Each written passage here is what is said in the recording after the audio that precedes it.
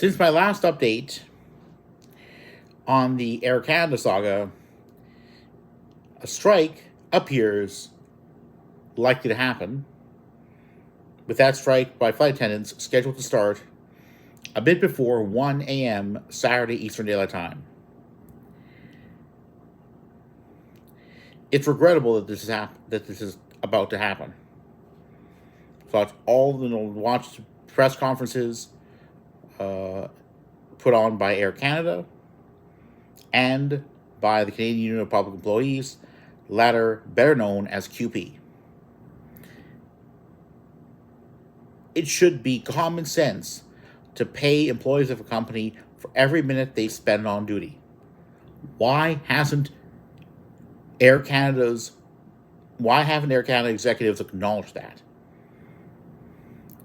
Ariel Malul, one of those execs at that Air Canada press conference, claimed that QP had wasted, quote, 10 precious days, unquote, having put out offers that had been disproportionate and expensive.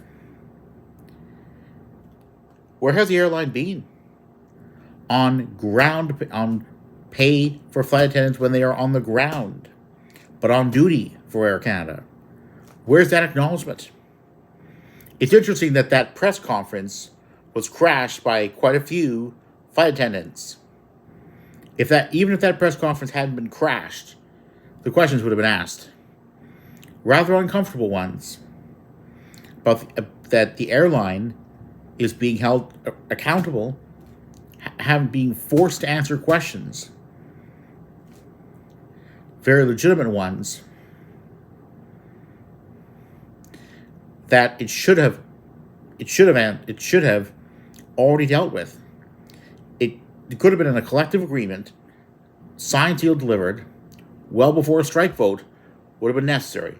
But here we are. A strike vote that should have motivated executives of Air Canada to get back to the bargaining table and present an offer to pay flight attendants for every minute they spend on duty. Where's the common sense in that? Apparently nowhere. Meanwhile, millions of travelers hope to get on Air Canada flights likely will see their flights disrupted and being forced to find alternatives. If Air Canada gets a figurative black eye as a result of this strike, so be it, because it's its own fault in the end.